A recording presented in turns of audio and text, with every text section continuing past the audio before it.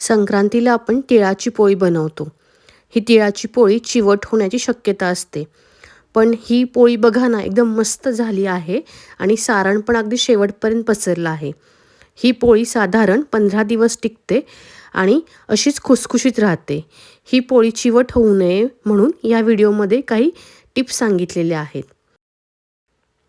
ही तिळाची पोळी बनवण्यासाठी आपण घेतले आहेत 1.5 वाटी तीळ, पाऊण वाटी खोबरं, अर्धी वाटी बेसनाचं पीठ, पाऊण वाटी भाजलेले शेंगदाणे, 2 चमचे खसखस, थोडेसे वेलदोडे आणि गूळ.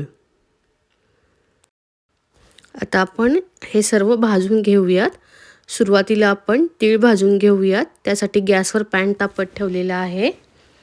तीळ आपल्याला चांगले खरपूस भाजून घ्यायचे आहेत.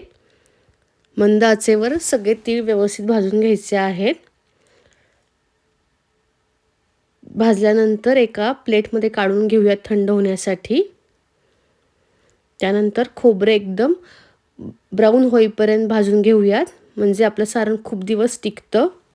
ही रेसिपी माझ्या आईची आहे. साहित्याचं एकदम अचूक प्रमाण आहे, त्यामुळे चुकण्याची शक्यता नाही. अगदी नवशिके देखील एकदम ही पोळी सहज करू शकतात. त्यामुळे हा व्हिडिओ शेवटपर्यंत बघा. आता आपण डाळीचं पीठ भाजून घेऊया. डाळीचं पीठ कोरडंच भाजायचं आहे, याच्यामध्ये तूप किंवा तेल घालायचं नाही आहे.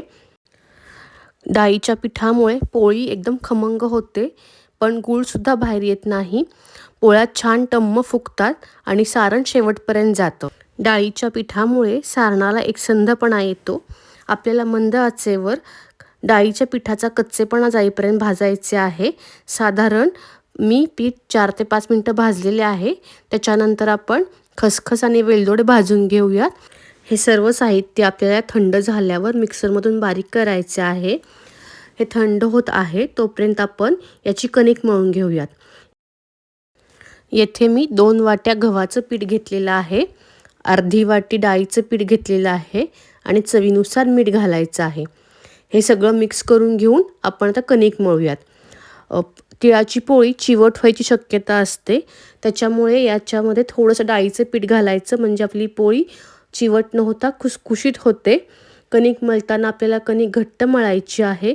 जर कणिक सैल झाली तर लाटताना सारण बाहेर येऊ शकतं.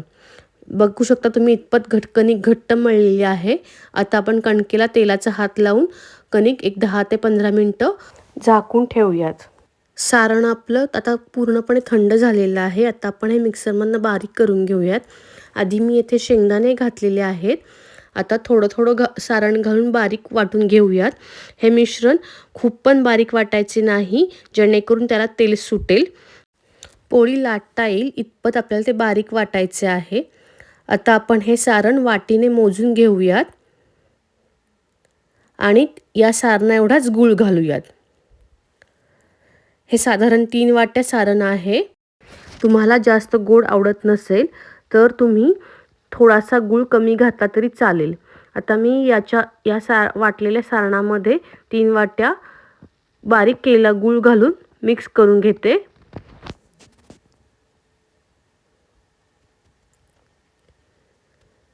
आता आपल्याला हे हाताने एकदम व्यवस्थित मिक्स करायचे आहे.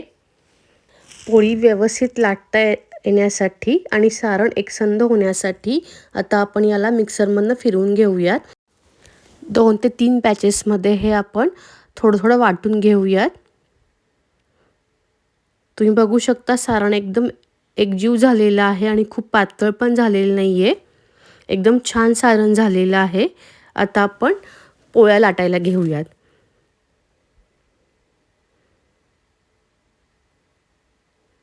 कणिक पण खूप छान भिजलेली आहे.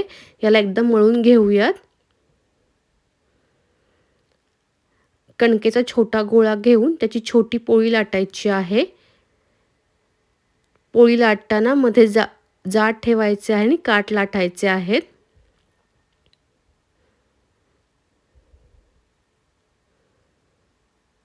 आता याच्यामध्ये भरपूर सारण भरून घेऊयात आणि चिमटीच्या साहाय्याने चांगले बंद करूयात, म्हणजे पोळी लाटताना फाटणार नाही आणि सारण बाहेर येणार नाही.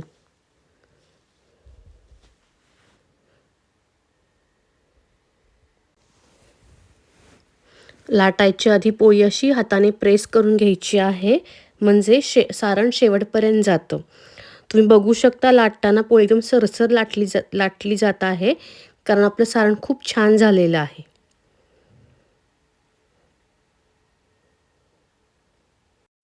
पोळी आपल्याला पातळ लाटायची आहे. मी गॅसवर तवा तापत ठेवलेला आहे. पोळीला वरच्या साईडून बबल्स आल्यानंतर पोळी आपल्याला पलटून घ्यायची आहे. तेल लावून पोळी दोन्ही साईडून खरपूस भाजून घ्यायची आहे.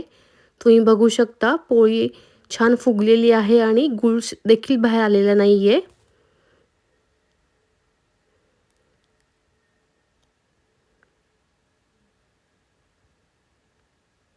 सगळ्या पोळ्या अशा टम्म फुगलेल्या आहेत आणि अजिबात सारण बाहेर आलेलं नाहीये. तुम्हाला जर रेसिपी आवडली असेल तर चॅनलला लाईक करा, सबस्क्राईब करा आणि कमेंट करा. धन्यवाद.